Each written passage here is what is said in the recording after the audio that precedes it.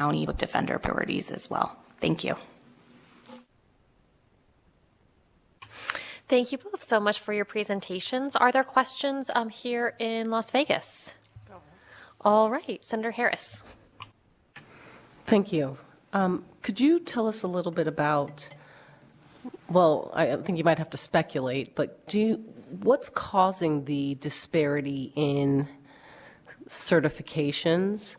I mean, I know we may have a disparity in arrests and maybe a disparity in the offenses, but theoretically that disparity wouldn't persist to certifications because we've already seen the disparity in the arrest, right? So we would expect at least a proportionality in the certifications there. So why, any idea why tends to be more certifications for certain children versus others? Jennifer Fraser, for the record. Candidly, I anticipated this question, and it was hard for me to really answer it, knowing, like, as you said, it is speculative. And looking at the data that Assistant Director Wheelahan presented, there's disproportionality from the get. So of course, to your point, there's going to then be disproportionality at every level. I don't know if it's obviously, there's implicit bias issues over policing in communities. I think it's probably not one issue. I think it would be interesting. I didn't get a chance to look at the data that was presented, that 65-page report about the different offenses, and to see where that disproportionality is. Because to be fair, the certifications that the majority of that the state is seeking are offenses that include firearms. It's usually robberies with firearms. That's the vast majority. So I would like to look at that data of like robberies without firearms and that to see. So I'm not really answering the question because I don't know. I think there needs, and that's kind of frustrating for me because I presented this data the past 3 times and it's the same data, and I really don't know how we get to that answer.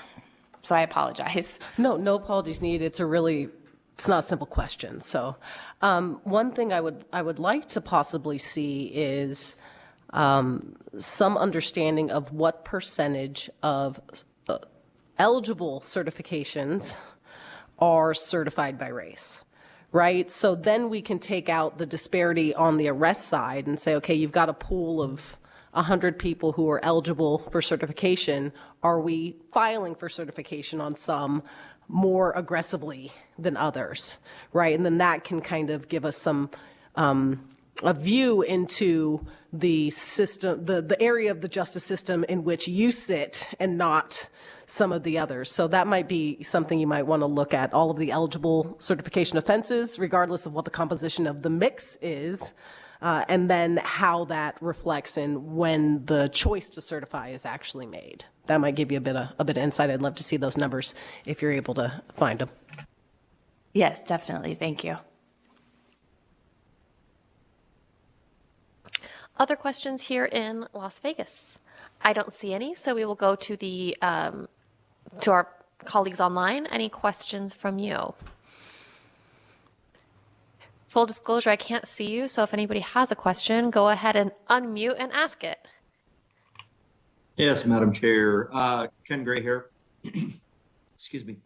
With regards to youth registering as sex offenders, I have a real hard time with that one. I mean, should it be something that follows them the rest of their life? Probably not. If they don't, if they don't recommit a crime. But I'm just wondering, is there any attention? I'm not sure that's the right word. Paid to like type of crime? I mean, are these like Romeo and Juliet offenses? Are these actual, rapes? Are they, 15-year-olds on 2? As a parent, I'm sorry, and I'm going to flash back to when I was a kid. We had a very, very young juvenile offender on our street. That predates obviously Megan's Law and all the registration and Adam Walsh and all that stuff. But I'm sorry, as a parent, I want to know. I don't care how old an offender is. I want to know that they're in my neighborhood and what I have to do to child. I'm just wondering if, as they go forward looking to 2020, if they would be more amenable to something where, they don't reoffend before they turn 21, they could be. So I don't know, my gut's telling me that a lot of, that, and then a lot of the other proposals are just going. And I hope.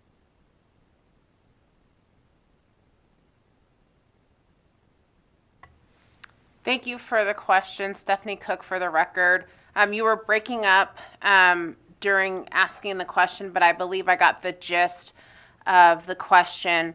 In terms of registration, it would be for any child who is 14 or older and they are adjudicated for a sex offense that would be a felony if it were to be committed by an adult. So it could range, from,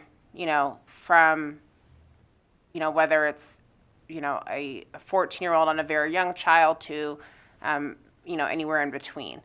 In terms of the requirement to register, so that is, something that could potentially follow the child into adulthood.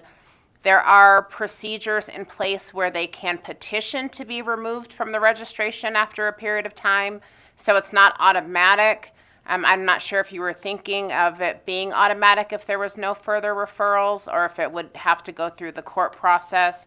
But ultimately, based off of the research that was done by the mental health professionals, they indicated that, a lot of the times individuals do have these concerns about, for community safety reasons, but evidence-based assessments indicate that there isn't actually any increase in community safety just based off of offender registration and community notification, when in fact the best thing to do to ensure ongoing community safety is to ensure that appropriate treatment and community interventions and services are in place. Can we get copies of those statistics and reports? I would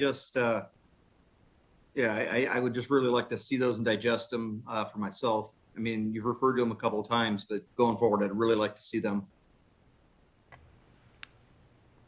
Thank you for the question, and I would be more than happy to provide them. They were provided to us by Robert Stuyvesant. He is the evaluator, very esteemed evaluator that we utilize a lot in Washoe County, who is a licensed mental health provider who does all of the majority of our sex offender specific evaluations, psychosexual evaluations, and then any recommended treatment thereafter. Madam Vice Chair, can I continue on, please, for just a minute? Yeah, go ahead. Okay, ma'am. So you just threw out, the study was done locally, and I'm assuming that the study population was minimal. Is there anything national that that bears this out? I mean, I don't think that the study population would be big enough to draw a correlation to where we look at changing systems that I feel protect the public, and I think a lot of my fellow legislators feel protect the public, or at least give them the opportunity to protect their children. I don't think one study by one local researcher would be enough to move forward on that. Thank you for the question, and I apologize if there was any confusion. It was not a local study. The provider is the one who provided the information to the stakeholders in Washoe County. But it was done by the American Association for the Treatment of Sexual Abusers. Thank you. Again, I'd really, really like to see that study and read it.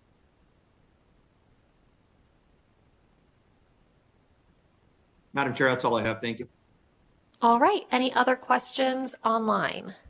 Go ahead, Senator Krasner. Thank you, Chair. I appreciate that. Assemblyman Gray's question just brought up a question to me. So if a juvenile who is a rapist and has been convicted of rape is not required to register with this new law proposed, how does a parent who is looking for a babysitter for their kid. Right now, they might say, well, let's do our due diligence. We're looking for a babysitter for our child. See if they're a registered sex offender. Oh, they're not. And then they entrust their child to a rapist because there's no, I mean, that's a concern. Any thoughts on that? Thank you. Thank you for the question. In terms of juveniles, they wouldn't be convicted. We don't convict children of crimes. If they were adjudicated, it's not considered to be the same as a conviction as it would be for an adult.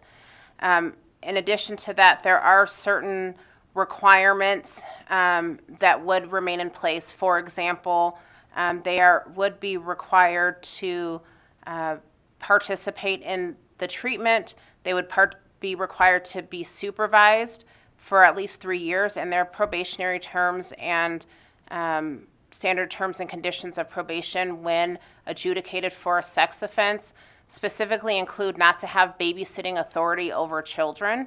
So that is something that is already in place that they are not able to do as a part of the adjudication for that type of offense.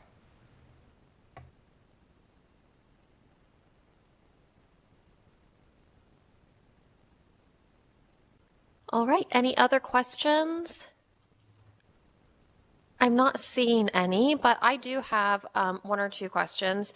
And the first one is about the diversion process. And I'm wondering, and I apologize, I know that we discussed this during session, I just can't remember. Up north in Washoe County, is there a harbor facility or an equivalent? Thank you for the question. I don't know if Director Flores was making her way up. Stephanie Cook, for the record. We don't have the same diversion programs and courts and whatnot that are available in Clark County. If I may, this is Liz Flores for the record, Thank you. representing Washoe County. Thank you for the question. We do not have the equivalent of a brick and mortar harbor. However, our processes and our policies are such that we do still attain diversion through our case management practices. It is unique from the harbor, our process in Washoe County. As you might recall from the volume of cases that Clark County receives relative to Washoe County, they are such that we are able to manage those diversionary efforts based on our capacity within our agency. I'm not sure if that answers the question. It does, thank you. Because my question is about that diversion process, and I think that your graphic, Ms. Fraser, is really helpful to kind of point out like how the public defender only gets involved in kind of this one portion of the process, which I'm struggling myself with whether that's a good thing or a bad thing, because on the one hand, we want to keep kids out of the actual criminal justice system, but then I'm also kind of concerned that they're doing things like interviews with probation officers without an attorney present. And it's been, in my limited experience, sometimes it seems like parents are expected to step into that role. And, you know, instead of appointing a kid an attorney, we say your parent has to be there. And I'm just wondering if there are steps in the process where you think that counsel needs to be appointed, that we need some other type of professional appointed, or whether there are other problems with the justice system and I'm identified a non-problem. Thank you for the question. This is Jennifer Fraser for the record. That certainly is an issue that would like flag out for any attorney.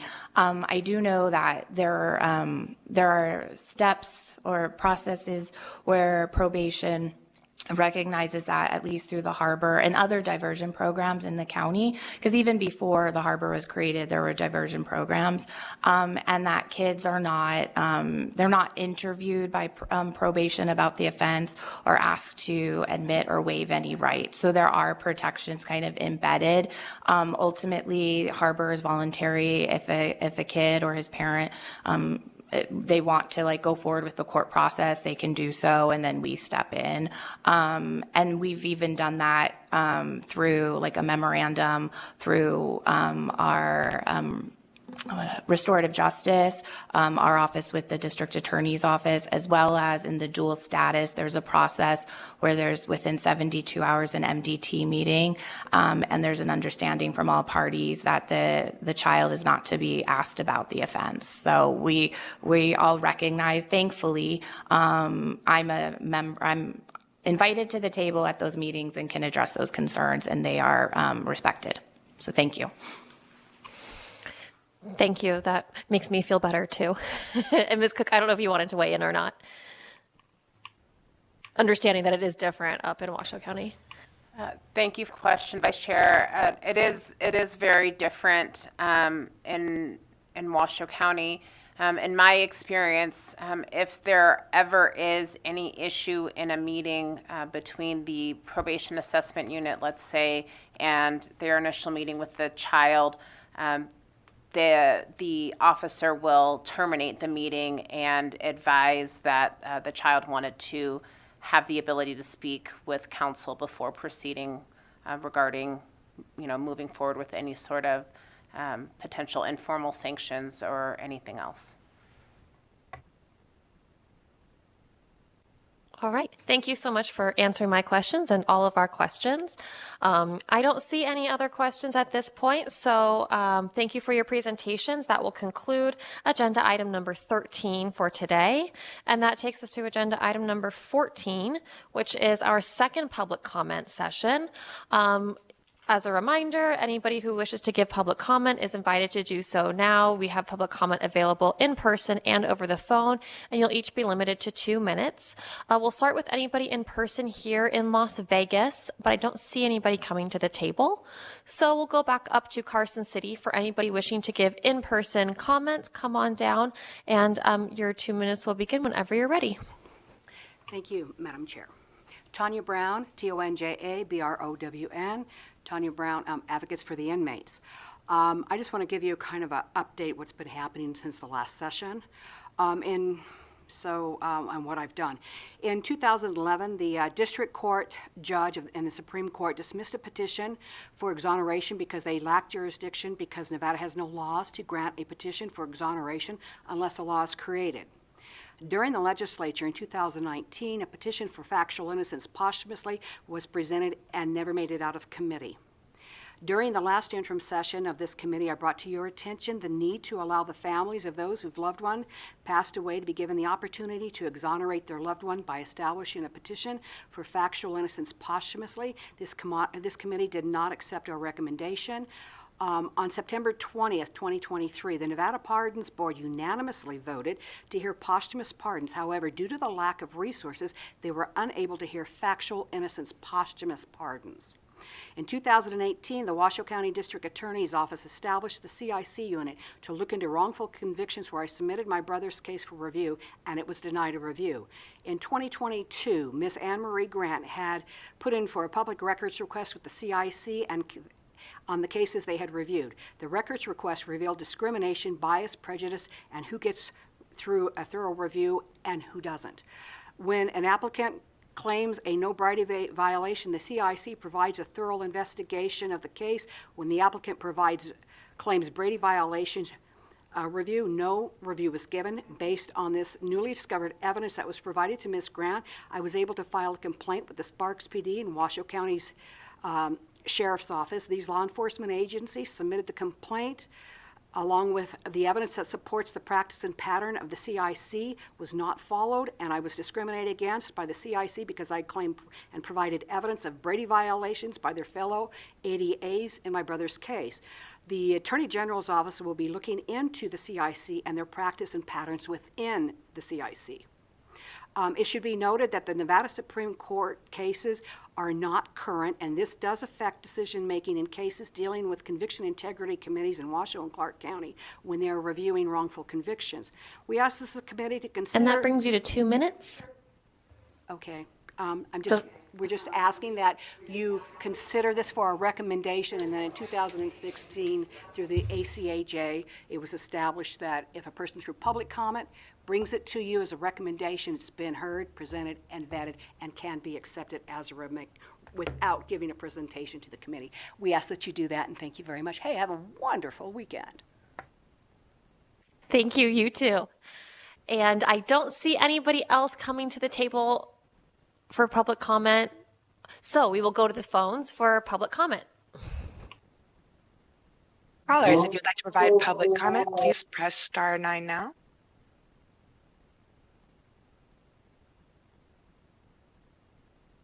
Callers, if you would like to provide public comment, please press star 9 now to take your place in the queue.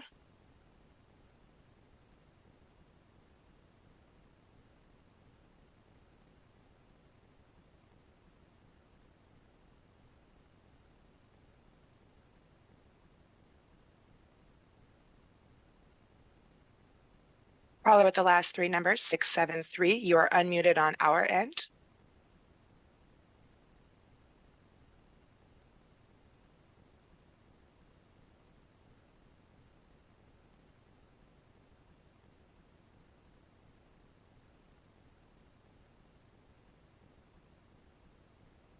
Callers, if you have recently joined and would like to provide public comment, please press star 9 now to take your place in the queue.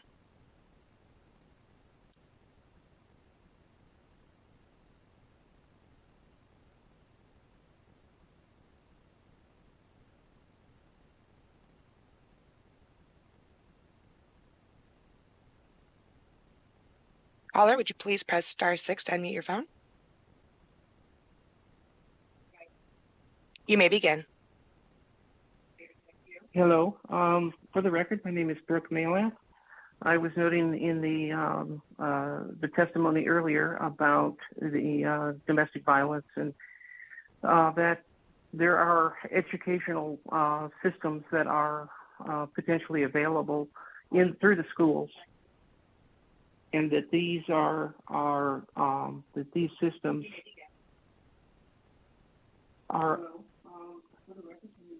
these systems are unfortunately not being conducted well within our schools. If you look at the curriculum standards for health that the DOE has in 2020, we passed a very good curriculum standard that would include talk about abusive relationships, abuse, from kindergarten through 12th grade. And many of the school districts are not embracing these kinds of educational systems, in part because many of the school districts want to lump that in with the idea of sex education, which of course has been extremely fraught with diverse opinions as to whether sex education ought to be even taught in our schools, despite the regulation mandating it. What I really ask this group to do is to be able to get with the caucuses and reach across the aisle and be able to come up with some sort of manner of addressing these kinds of issues, to address relationship abuse, interpersonal violence, and as well as sex trafficking, which can be taught within the health curriculum, should be taught within the health curriculum. It doesn't have to be within the sex ed curriculum. It can be within the health curriculum and still done. Reach across the aisle, come up with some sort of joint methodology to embrace the teaching of these issues within our school systems. That's the only way we're going to be able to affect change. It must be done, and it must be done on a bipartisan level. Otherwise, all the work we're talking about with detaining kids, putting them into juvenile justice, all the things that the Judiciary Committee is trying to do, it will continue to have that revolving door with the justice system, and you will be unable to curb the numbers of victims that we have out there. We're failing our youth by not working across the aisle and coming up with a way to be able to teach our kids. So thank you very much.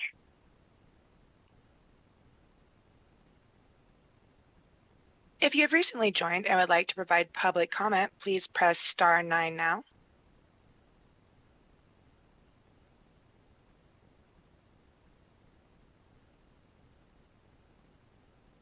Chair, the public line is open and working, but there are no other callers choosing to participate at this time. All right, thank you so much for that. And that brings us to the end of agenda item number 14, public comment. And at this point, we are ready to move on to the last item on our agenda, which is adjournment. Our next meeting will be on Friday, May 31st at 9 a.m. Between now and then, we look forward to working with all of our partners on these issues and others. And with that, we are adjourned.